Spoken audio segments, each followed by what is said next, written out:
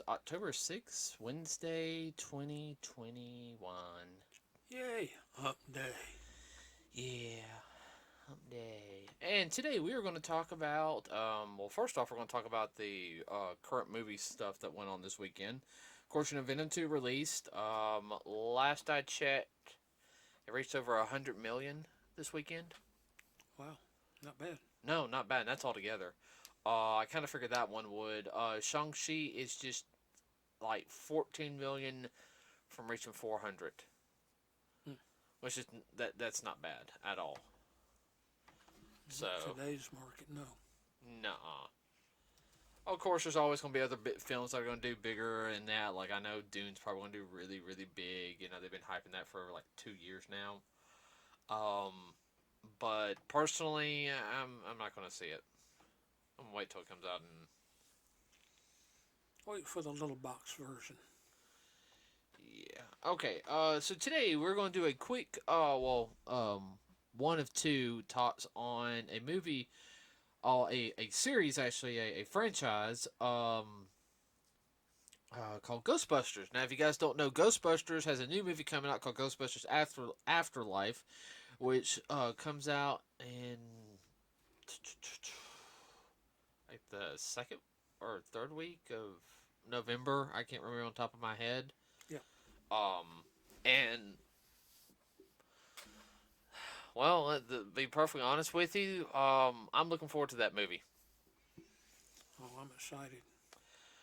So we're gonna start off with the talking about a little bit the first two movies and some of the stuff that went on with it. We'll talk a little bit about the third movie also.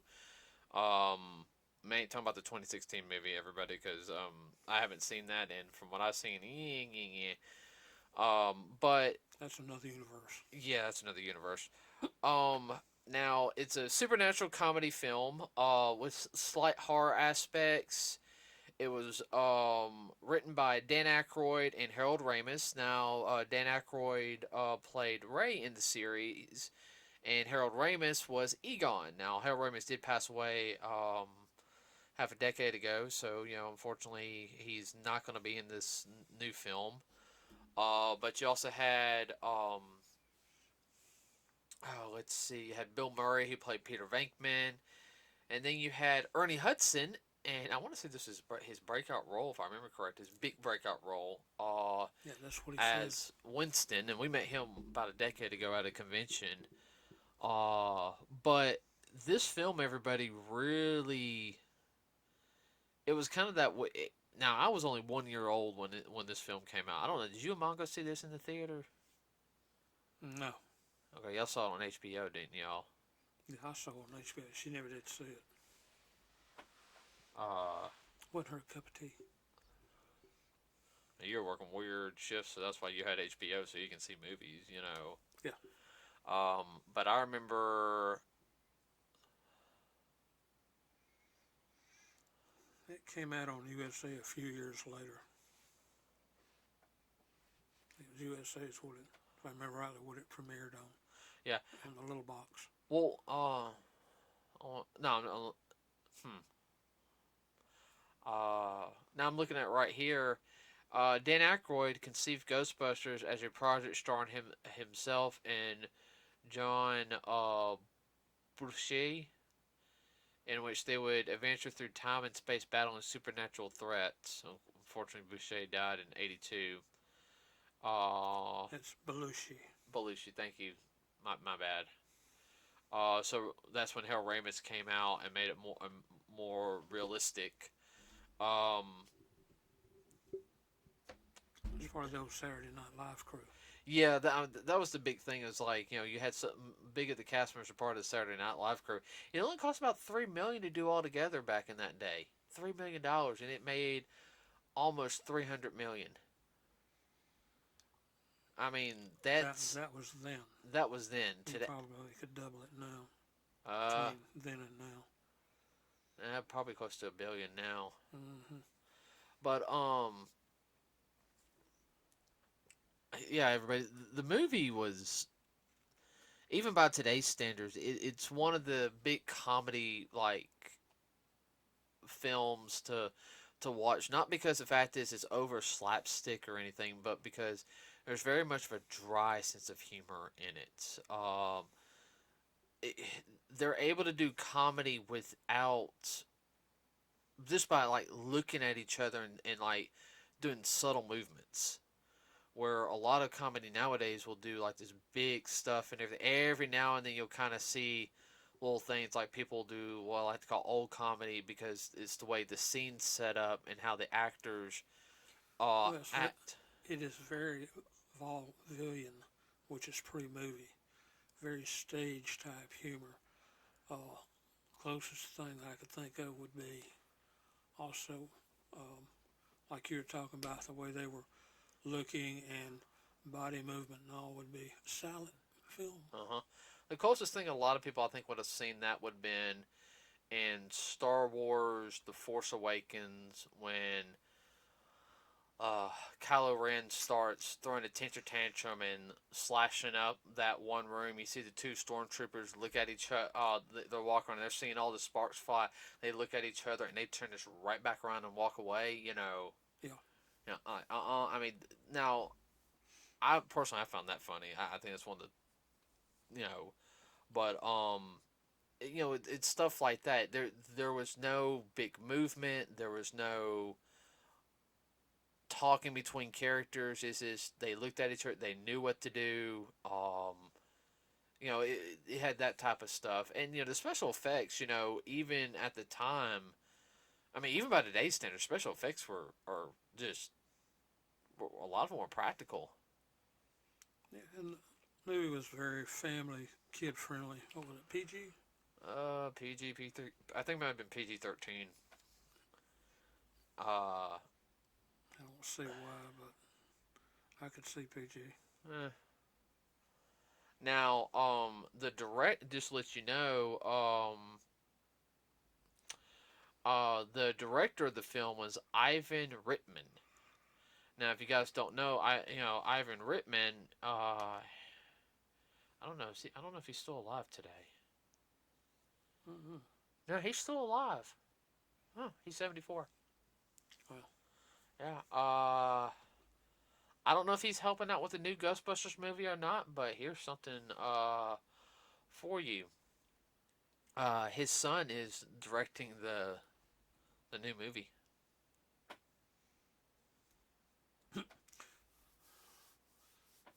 that's kind of funny. Yeah, that and actually I'm looking right now. Uh, yeah, no, How about keeping it in the family? he's helping out with the new movie. But one thing also about Ghostbusters, it did spawn two movies, which the second movie, um, A little bit darker. it did have a darker tone to it. Both of them had a darker tone, but I think this one had more into especially with the baby and everything. Um, and this one's supposed to kind of deal with the third film. Two is supposed to be talking about the previous two films. Now, I will say that one thing a lot of people didn't realize is that Ghostbusters was going to branch out the way it did. I mean, this was the 80s, everybody. I mean, you had, around when Ghostbusters came out, you had G.I. Joe, Transformers, He-Man, you had She-Ra coming about, and you still had Star Wars. I mean, Star Wars finished up the original First trilogy. yeah, the first trilogy, or episodes 4, 5, and 6, and it was still strong. I mean, Star Wars is still a staple in the sci-fi community. And you had Ghostbusters come in, and believe it or not, it blew up everybody. It really did. I mean, for years, I mean, you could find stuff on Ghostbusters. I mean, you had a couple of video games from it, but you had comics, toys, and cartoons from it. Very good cartoon. Um, I would have to sit there and say something like Ghostbusters. Originally, it was thought today. I don't think it would go over too well, and I think that's kind of evident with the 2016 film. Now, I think part of that problem is even if it was a brand new film, like not idea before, I don't think it would have hit that so good because the comedy seemed off, just from what I've seen of it. It's not the same brand. Mm-mm. That does not have that feel to me. And also, I'll have to sit there and say the one thing also about, I guess the reason why Ghostbusters did so good because at the time it was definitely different. Yeah, from all the horror slasher movies and whatnot, this was entirely a 180. Yeah, because at this time though, I mean the horror movie industry was really booming. I mean, you had Friday the 13th, you had not Run Elm Street, but Elm Street. Elm Street. You had Halloween. You had Texas Chainsaw Massacre. You had all the little small stuff. I,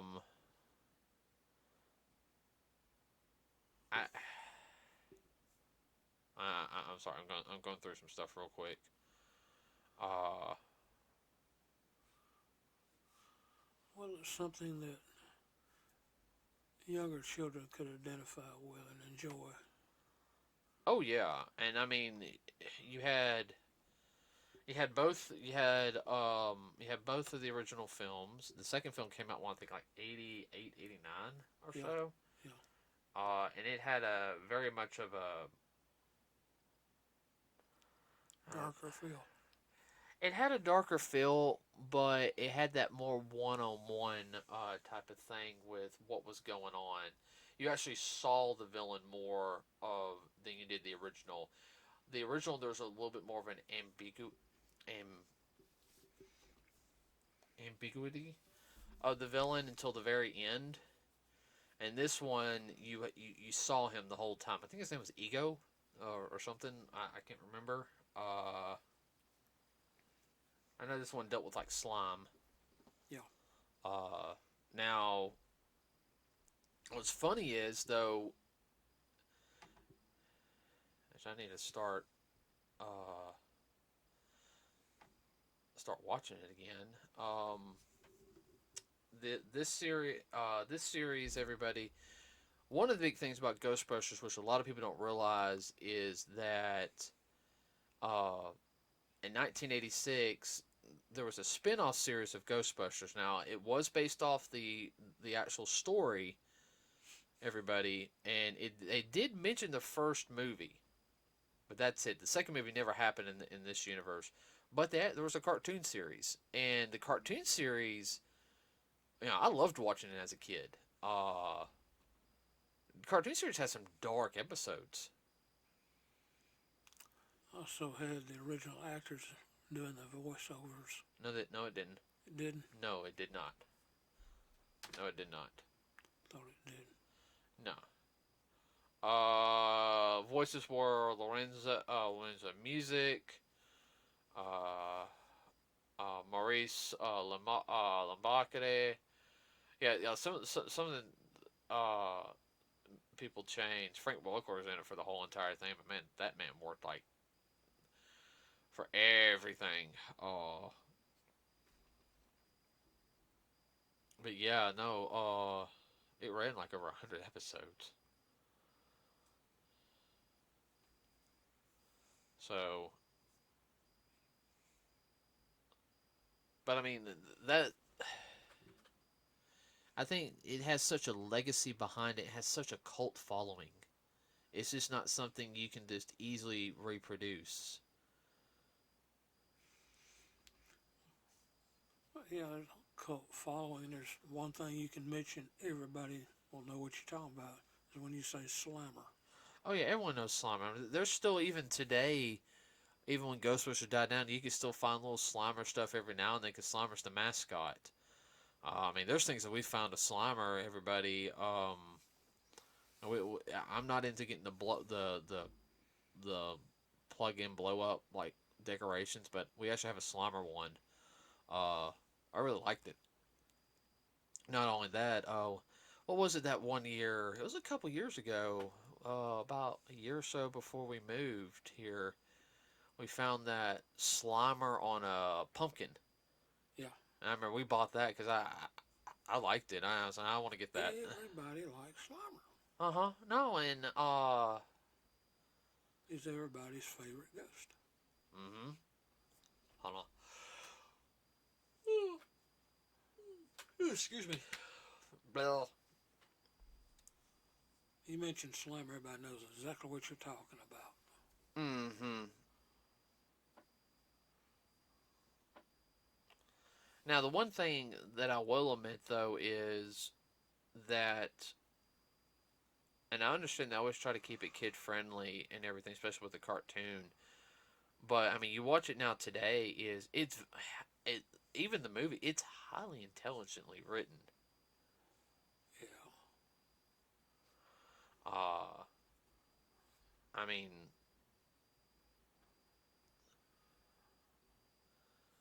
Well, to be I've actually had. perfectly honest, I think would be over a lot of people's heads Oh no, no, no! I agree with you.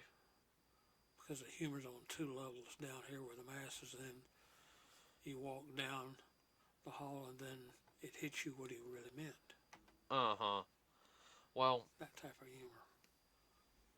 I think I think that they could have done more movies. I think the series would have continued through the '90s. I think if they were able to do,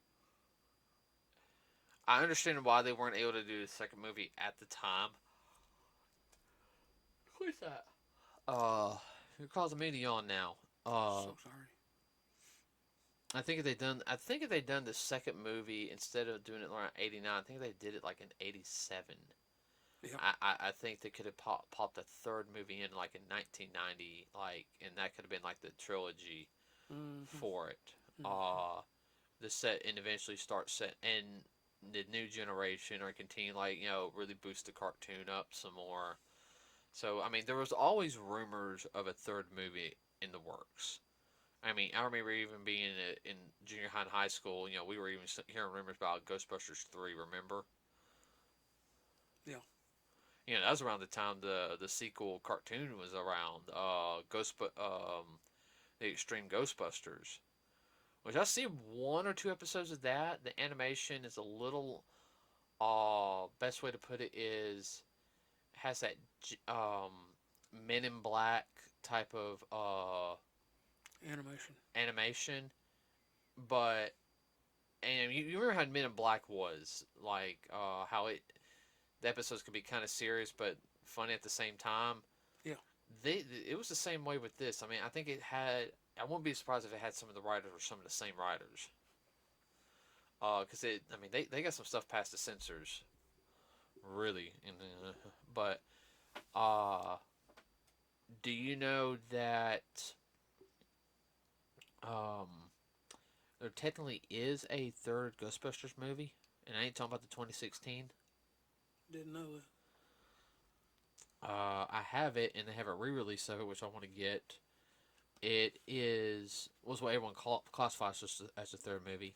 It is the 2009 action adventure Ghostbusters the video game. Hmm.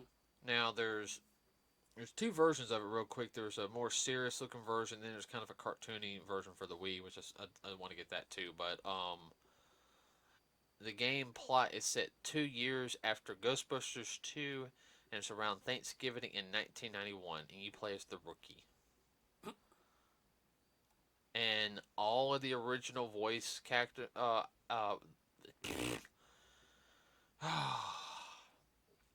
writers for the video game were Dan Aykroyd, Hal Ramis, Flint Dillon, John Zerplatin, John McAloney, and Patrick Hargitay. Well, that explains it. Well, Harold Ramis reprised his role, so did Dan Aykroyd, so Mm-hmm. did Bill Murray. I actually also think Winston did too, Ernie Hudson.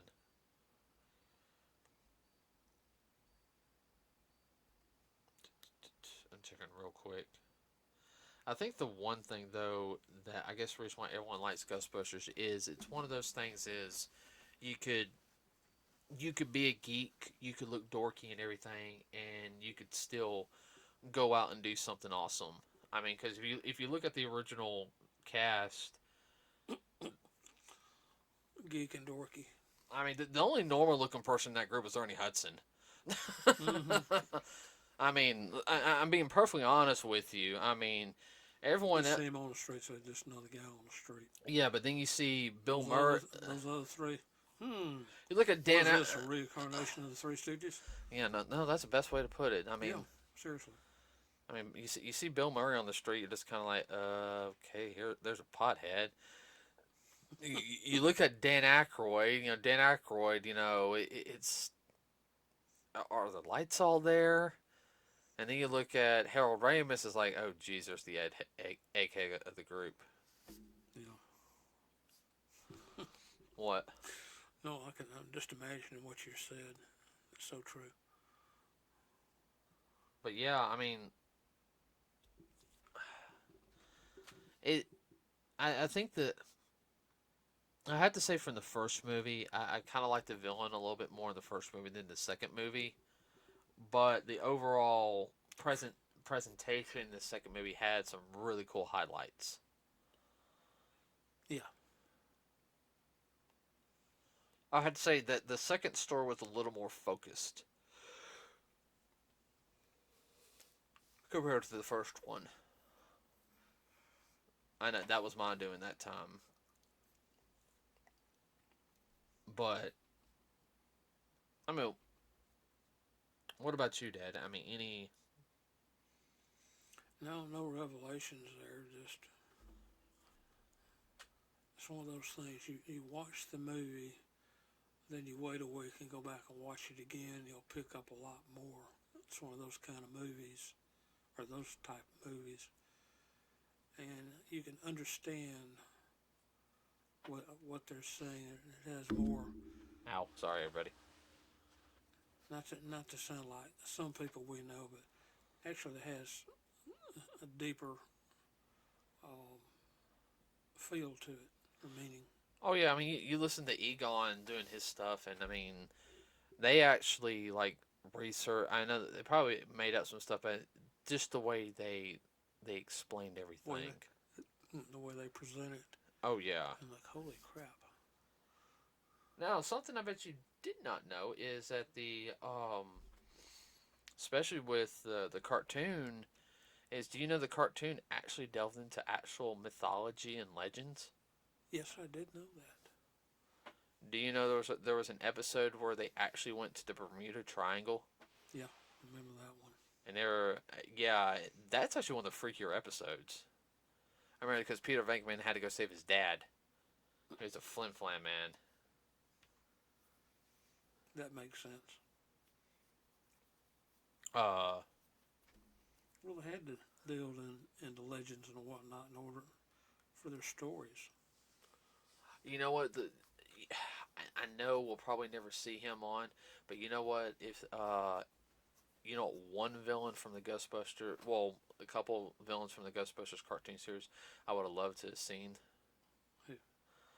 The pumpkin guy. Yeah. I would love to seen him, but I would also love to seen the Boogeyman. Have you seen what the Boogeyman looks like in Ghostbusters? I don't remember. Let's see. I can pull him up real quick. I mean, he looks freaky. Well, myths and legends. Well, if I could pull him off in a cosplay, I would freak a lot of people out. Yeah. This is what he looked like.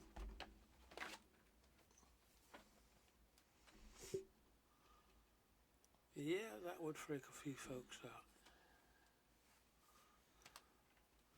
Looks like a cross between the Bela Lugosi, Dracula, and Joker. yeah, a Joker and a clown, all rolled into one. Mm-hmm. I said if I could ever pull that off for a cosplay, that I could freak so many people out. A lot of people wouldn't know what it was. I wouldn't care. My rendition of the Ghostbuster Boogeyman. Sam Han, that's his name, the one with the pumpkin head.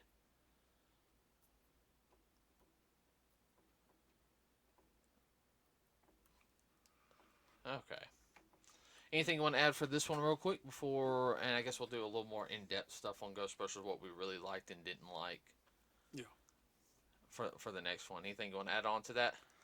No, that's all I can think of right now. Okay, everybody. Sorry for the yawning from my dad.